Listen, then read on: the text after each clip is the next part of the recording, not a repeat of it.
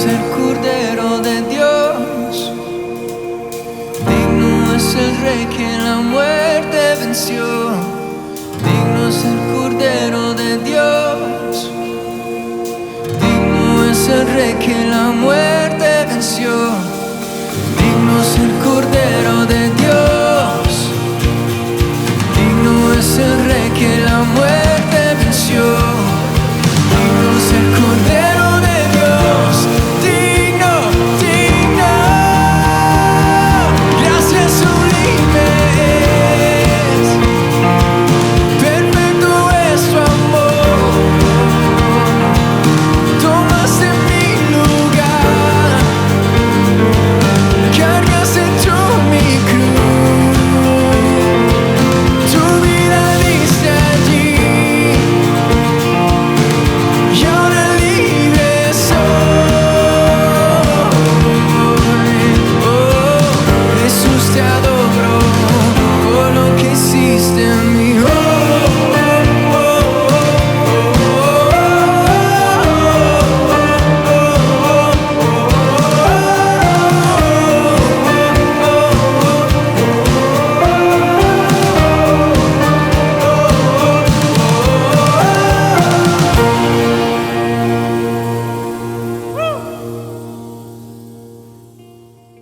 ¿Cómo están, amigos y hermanos de Radio Sublime Gracia y todos los que nos siguen por medio de las redes sociales? Es increíble, estamos a una semana de terminar este primer mes del año. Como dicen, el tiempo pasa volando. Pero oremos antes de compartir la palabra. Es lo mejor que podemos hacer en este momento, entregar este tiempo al Señor. Amado Señor, te damos gracias por que podemos acceder a tu palabra, libre, Señor, de poder leerla, de poder entenderla, de poderla poner en práctica. Señor, te pedimos en este tiempo que abras nuestra mente a ese entendimiento, que podamos, Señor, despejar nuestra mente de cualquier distracción y concentrarnos en aquello que tú tienes para nosotros en este día. Te entregamos, Señor, este tiempo. En tu nombre, Señor Jesús. Amén. Amén. Bien. En esta meditación de hoy día vamos a estar compartiendo unos pasajes bíblicos. Siéntanse en la libertad de anotarse si es que no tienen el tiempo de buscar el pasaje. Ustedes pueden anotarlo, es lo mejor. Y seguirme mientras yo voy compartiendo. Estaba recordando que la primera semana de enero las noticias difundían tremendos incendios que estaban ocurriendo en Estados Unidos, en el estado de California. Creo que todos hemos debido ver en las noticias. Y este incendio empezó a penetrar barrios enteros de gente muy rica, entre ellos muchos artistas de cine y de la música, de la farándula, ¿no? Y también en barrios de gente latina de escasos recursos. El fuego igualito quemó todos sus casas, vehículos, los edificios de servicios, colegios y todo lo que ha encontrado a su paso el fuego lo ha quemado. Y han salido muchos testimonios que se han visto y escuchado a través de todos los medios. Y uno que, bueno, no era tan llamativo, sin embargo, fue interesante, es que una pareja estaba escuchando música en su casa, a todo volumen seguramente, escuchando música, y de pronto se cortó la música abruptamente, se detuvo, y lo que había ocurrido es que uno de los generadores de luz del barrio había sido alcanzado por el incendio.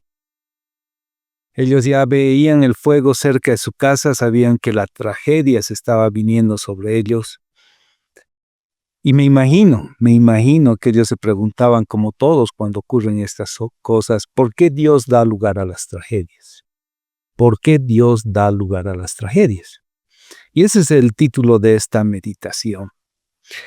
Entonces vamos a ir respondiendo a esta pregunta que muchos se hacen y tiene muchas facetas en realidad para responderla. Algo que nos va a ocurrir a todos nosotros es que la música de igual forma se va a detener para todos. Un día todo habrá terminado. Un día todo va a pasar por fuego. Esta tierra va a pasar. Y dice la Biblia que nueva tierra y nuevos cielos van a ser creados. Sabemos también que Dios ha establecido que los seres humanos mueran una sola vez y después venga el juicio.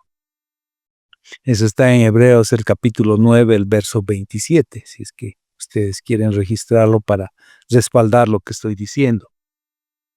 Pero lo que hace la diferencia en sí es si conoces a Dios o no conoces a Dios en estos momentos críticos que uno pasa. La diferencia de conocer a Dios es muy grande. Eso nos hace ver la vida de otra manera. A pesar de ser situaciones difíciles, podemos tener esperanza y esa esperanza está en Cristo. Pero sigamos viendo en la palabra.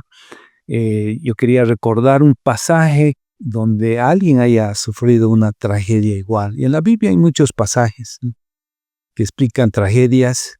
Y hay un caso en el Antiguo Testamento, una historia muy fuerte que trata sobre la vida de Job. Job era un hombre muy recto, dice la palabra, un varón perfecto y recto, temeroso de Dios y apartado del mal, dice en el capítulo 1 de Job. Job está en el Antiguo Testamento antes de los Salmos, si es que quieres buscarlo. Estoy mencionando el capítulo 1, el verso 1 y 2. Dice, hubo en tierra de Uz un varón llamado Job, y era este hombre perfecto y recto, temeroso de Dios y apartado del mal, y le nacieron 7 hijos y 3 hijas.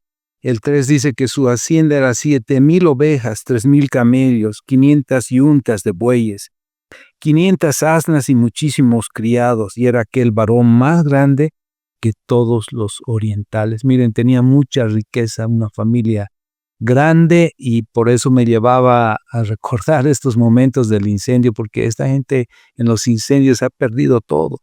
Tal vez no se oye de muchas pérdidas humanas, pero en lo material sí que han perdido todo. Entonces la Biblia nos está narrando aquí que Job perdió también de la noche a la mañana toda su riqueza y sus hijos. Ahora él no sabía lo que estaba ocurriendo por detrás. Se había desarrollado una poderosa batalla, una lucha espiritual entre Satanás y Dios, ¿no? Satanás había estado acusando a Dios de hacer de Job su protegido, ¿no?, su hijo mimado, digamos, en los términos que nosotros hablamos, y de darle posesiones y tierras, ¿no? Esa parte vamos a ir viendo en el capítulo 1 de Job. Desde el verso 9 dice, respondiendo Satanás a Jehová, dijo, ¿acaso teme Job a Dios de balde? En el 10 dice, ¿no le has cercado alrededor a él y a su casa y a todo lo que tiene? Al trabajo de sus manos has dado bendición, por tanto, sus bienes han aumentado sobre la tierra. Pero extiende ahora tu mano y toca todo lo que tiene, y verás si no blasfema contra ti en tu misma presencia. Entonces estaba insinuando Satanás que Dios había brindado muchas bendiciones a Job, y por eso Job se estaba acercando a Dios y lo alababa y también lo adoraba y lo bendecía y todo lo que podemos imaginarnos, y que si Dios iba a apartar de él su mano, él lo iba a maldecir, en otras palabras. Pero Dios responde y le dice a Satanás en el verso 12, he aquí todo lo que tiene está en tu mano, solamente no pongas tu mano sobre él. Y salió Satanás de delante de Jehová. Entonces, con ese permiso, Satanás destruyó todo lo que tenía, aún su familia de Job. Es una parte impresionante, ¿no? Ahora, Job, ¿qué hizo? Protestó, renegó. ¿Qué es lo que narra la palabra? Lo que dice Job en el capítulo 10 de Job, en el verso 2, Job dice, diré a Dios, no me condenes. Hazme entender ¿por qué contiendes conmigo? Solamente eso mencionó Job, porque estaba compartiendo esa agonía espiritual que él sentía seguramente. Y algo interesante de esa conversación con Dios es que Job estaba compartiendo esa su tristeza, esa su agonía espiritual con el mismo Dios a quien él no podía entender, porque no estaba entendiendo a Dios por qué le estaba viniendo todo eso. Ahora es lógico y entendible que nadie quiere sufrir, ¿no es cierto? Pero el sufrimiento nos transmite varios mensajes, varias cosas que podemos aprender en medio del sufrimiento. Y vamos a mencionar algunas, muchas de ellas. Una de las primeras cosas que podemos aprender es que el sufrimiento lleva un mensaje de misterio. Hay un pasaje en 1 Timoteo, el capítulo 3, el verso 16, que dice: grande es el misterio de nuestra fe. Hay muchas cosas en nuestra fe no las podemos entender, no las podemos comprender en su real dimensión, humanamente no las entendemos, y es un misterio. Y hay muchos misterios escondidos en la palabra, pero que le ha placido a Dios revelarnos. Dios nos ha revelado a través de su palabra. La clave de todo es que podamos leer la palabra, eso es lo importante. Si no leemos la palabra no vamos a poder entender. Ahora, en relación entre lo que estoy compartiendo con el incendio que ha ocurrido en Los Ángeles, en Estados Unidos, técnicamente pues aún están investigando el origen de esos incendios. Hay un misterio en esta clase de tragedias, en otras también que han ocurrido, es saber la respuesta, quién ha originado, por qué ha ocurrido, quién se le ha ocurrido hacer semejante cosa, ¿no? Y tal vez nunca las lleguemos a saber hasta que un día Dios mismo nos las explique, ¿no? Pero en realidad para la humanidad hay muchas cosas que son un misterio. Por ejemplo, saber por qué Dios creó la tierra. Algunos se siguen preguntando como un misterio, ¿por qué Dios creó la tierra? Para otros es por qué creó la tierra de esa manera y puso personas sobre esta tierra, ¿para qué las puso, no? Entonces, hay muchas preguntas que surgen en nuestra mente, pero Dios ha revelado respuestas a través de la Biblia y a través de la persona de su Hijo Jesucristo. Eso es lo más lindo. En la Biblia ustedes pueden encontrar las respuestas a las preguntas y a los problemas de su vida. Hay que leerla profundamente, entenderla. Dios nos creó porque nos ama. Dios nunca quiso que hubiera tragedias y prejuicios, guerras, odio, lujuria y codicia, celos y orgullo. Dios quiso que la tierra fuera un paraíso. Eso era en el principio un paraíso donde vivían Adán y Eva. Un lugar donde no debería haber muerte. Eso es lo que Dios había creado. Pero lastimosamente el hombre se rebeló contra Dios. Y lo vemos desde el Génesis con Adán y Eva hasta nuestros días, ¿no? Hasta nuestros días es como si el hombre dijera: no necesito de Dios, yo puedo vivir en este mundo como me dé la gana o puedo construir mi mundo sin Dios. Pero Dios ya había respondido desde el principio y les dijo: si toman la decisión de hacerme a un lado, van a sufrir y morir. Y el hombre ha tomado esa decisión. Entonces ha comenzado a sufrir y ha estado muriendo desde entonces, ¿no? Y la muerte física es solo la muerte del cuerpo.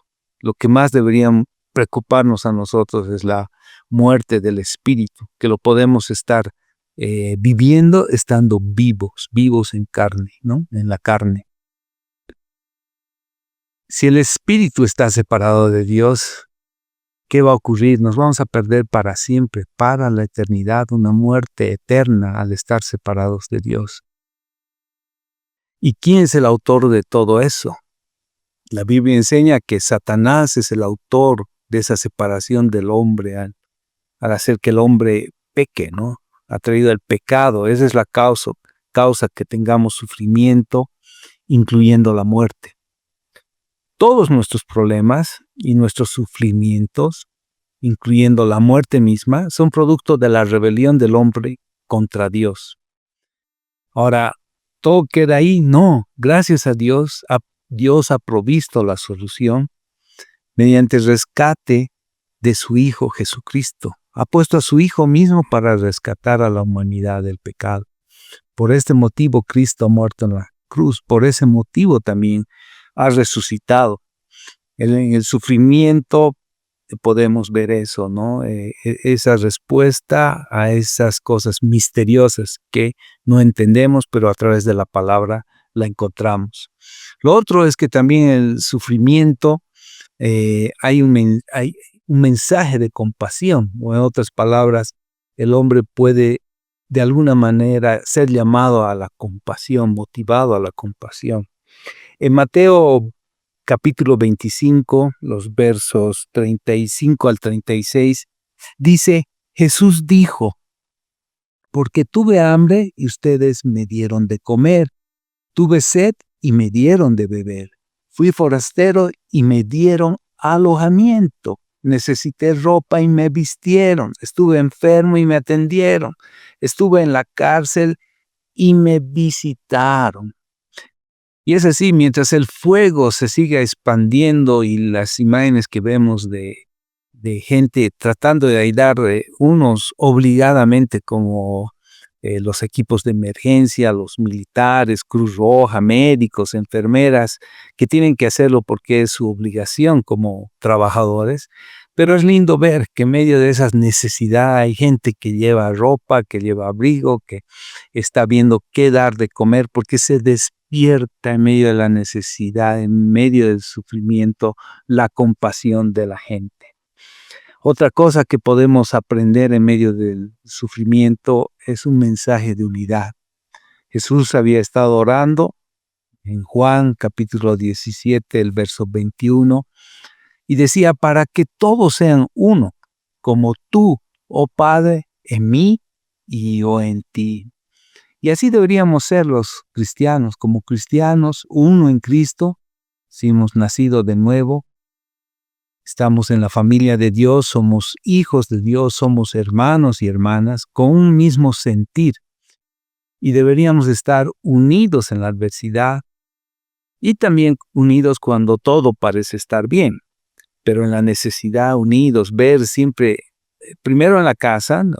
Es lo más cercano que tenemos, quienes están en necesidad y estar unidos para ayudarles, pero también alrededor, porque ayudando a gente que no conoce del Señor, vamos a poder no solo llevarle lo material, sino lo más importante es llevarle a Cristo a través del conocimiento de la palabra, que ellos puedan conocer a Cristo, presentarles a Cristo, es una gran oportunidad que tenemos. También en medio de la necesidad, en medio del sufrimiento, llevamos pues consuelo, ¿no? Y es una de las cosas más importantes que podemos hacer. En 2 Corintios, el capítulo 1, los versos 3 y 4 dice que bendito sea el Dios y Padre de nuestro Señor Jesucristo, Padre de misericordias y Dios de toda consolación, el cual nos consuela en todas nuestras tribulaciones, para que podamos también nosotros consolar a los que están en cualquier tribulación, por medio de la consolación con que nosotros somos consolados por Dios. El que ha pasado pruebas duras, el que ha pasado por situaciones difíciles y ha sido consolado con la palabra de Dios, pues está preparado para consolar a otros. Cuando usted ha sufrido una tragedia, tiene un mayor sentido de identificación con otras personas que sufren tragedias. Pueden comprender exactamente lo que están pasando, podemos estar en sus zapatos, como se dice, en esas situaciones de sufrimiento, porque nosotros hemos sido consolados de esa manera, a través de la palabra de Dios, y así podemos a su vez consolar a otros. Entonces, yo les pregunto, ¿cuál debería ser nuestra actitud entonces ante el sufrimiento? Lo que podíamos hacer en medio del sufrimiento, algo que podemos hacer, primero debería ser adoración. Sí, suena un poco loco, ¿no? En medio del sufrimiento, adoración, pero es algo importante porque en medio de situaciones difíciles, la adoración nos lleva a volcar a nuestros ojos al Señor, nuestra vista, nuestros sentimientos, ¿no? Todo lo que pensamos podemos descansar en el Señor.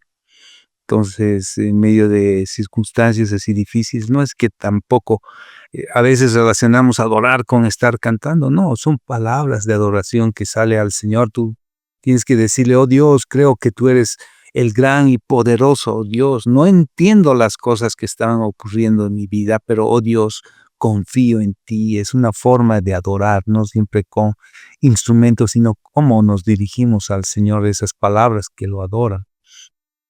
Lo segundo es, obviamente, en medio de lo que no entendemos, hay que pedirle al Señor que nos enseñe todo lo que quiere que aprendamos acerca de Él, pero además acerca de nosotros, acerca de los demás y de cómo podemos ministrar a los que sufren en medio de esas necesidades. Necesitamos más de Dios, necesitamos a nosotros mismos conocernos y conocer a la gente que está sufriendo. Tercero, cómo es nuestra actitud en el sufrimiento, ¿no? Ya les decía, adorarle, debemos glorificar a Dios, porque las personas nos van a estar viendo en medio de esas crisis, nos van a estar viendo cómo reaccionamos los cristianos. Y muchos se preguntarán, ¿cómo puede ser que Cristo esté en control de su vida, ¿no? De esa persona?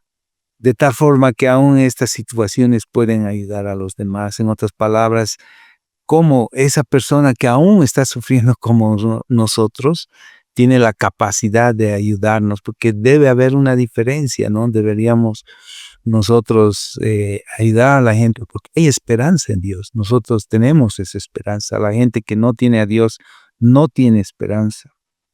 Y mostrarles cómo Jesús en realidad un sufrimiento mayor, un sufrimiento donde Él ha muerto en la cruz y ha resucitado por nosotros y Dios lo ha levantado a los muertos.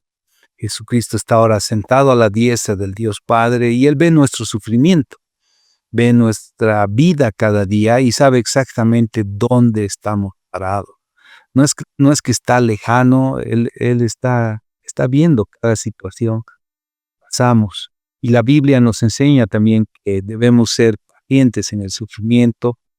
Es lo que más cuesta, es lo que más cuesta ser pacientes y en medio de eso, además, estar alabando y adorando al Señor, incluso en situaciones oscuras, en medio de donde nuestros pensamientos nos ofuscan, donde derramamos lágrimas que nos hacen ver como esas lágrimas amplían nuestra visión al cielo, ¿no? Que es como que nos abren como un telescopio y nos acerca un poco más al Señor y todo lo que Él nos promete a través de su palabra.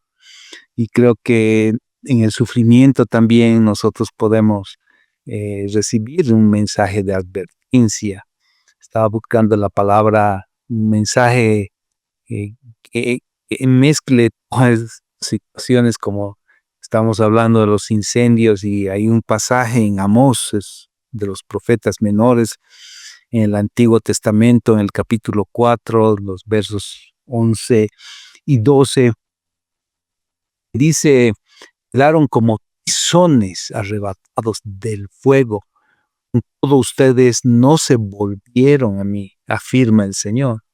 Por eso, Israel, voy a actuar contra ti. Prepárate, Israel, para encontrarte con tu Dios. A pesar de la magnitud de esta tragedia que hablamos de los incendios en California, ¿cuánta gente seguirá viviendo su vida sin reconocer a Dios? Es muy común, nos olvidamos fácilmente de Dios. Ahora yo te pregunto, ¿estás preparado para encontrarte con Dios? ¿Y qué tienes que hacer para estar listo? Dios ha tomado la iniciativa, como hemos visto, al entregar a su Hijo Jesucristo. Dios dice, yo te amo, quiero perdonarte, quiero que vayas al cielo. Usted debe responder haciendo 3 cosas. Primero, arrepentirse de sus pecados. Para eso, bueno, cada uno conoce Lo único que tiene que decir, Señor, soy un pecador, quiero arrepentirme de mis pecados. Y esto va a involucrar un cambio en la forma de pensar y de vivir. La palabra dice en Lucas 13, el capítulo 13, el verso 3, que a menos que se arrepientan, a menos que no se arrepientan, van a perecer. Vamos a perecer si no nos arrepentimos. Lo segundo es que nosotros debemos recibir lo que nos dice el Señor por fe. Por fe estamos viendo el corazón del Señor Jesús en la cruz, cómo Él ha entregado su vida. Y la fe significa un compromiso total, ¿no? Significa que tienes que llevar tu mente y tus emociones a Cristo por fe. Y para eso tienes que decir, Señor, creo en ti, creo en que Jesucristo murió por mis pecados y es mi Salvador. Y un tercer paso importante es que debes estar dispuesto a seguirlo y servirlo como discípulo. Eso significa que no solamente termina en que te has arrepentido, en que estás creyendo en el Señor, Él te está perdonando. No termina ahí. Es solo el inicio para que tú puedas crecer leyendo la Biblia, orando, testificando, amando. Es algo importante, amar es un cambio en nuestra vida. En Juan 13, verso 35 dice, de este modo todos sabrán que son mis discípulos si aman los unos a los otros. Es una característica importante que debemos mostrar como creyentes, el amor. Dios nos ha dado su amor, un amor sobrenatural. Esa es la razón por que nos amamos unos a otros, esposos, esposas, hijos o padres con hijos, hijos con los padres. Y es la nueva forma en la que manifestamos el amor de los que hemos acudido a Cristo. Así que recibe al Señor en tu corazón, es lo más importante en tu vida. Cree en el Señor Jesucristo como Señor, Maestro, como tu Salvador. Síguelo y sírvele de ahora en adelante. Y así vas a tener esa certeza de saber que estás preparado para encontrarte con Dios, sin importar las circunstancias que estés viviendo o aquellas cosas que te deparen en el futuro. Muchas gracias, el Señor les bendiga y les guarde, el Señor les llene de gozo y paz, y nos estaremos viendo y escuchando pronto. Dios les bendiga. Digno es el Cordero de Dios, digno es el Rey que la muerte venció, digno es el Cordero de Dios, digno es el Rey que la muerte venció, digno es el Cordero de Dios, digno es el Rey que la muerte venció, digno es el Cordero de Dios, digno, digno, gracias sublimes, perfecto es tu amor, tomaste mi lugar, cargaste tú mi cruz, tu vida diste allí, y ahora libre soy. Oh, Jesús, te adoro por lo que hiciste en mí. Oh,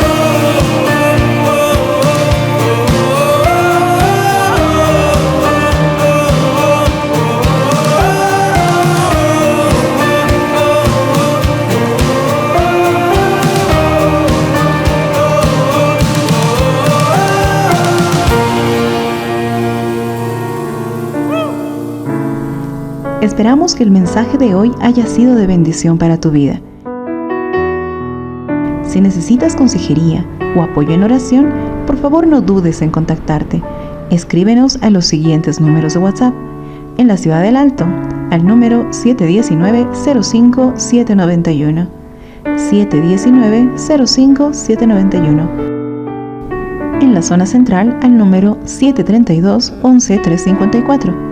732-11-354. En la zona sur, al número 75 25 70 56. 75 25 70 56. Que Dios te bendiga.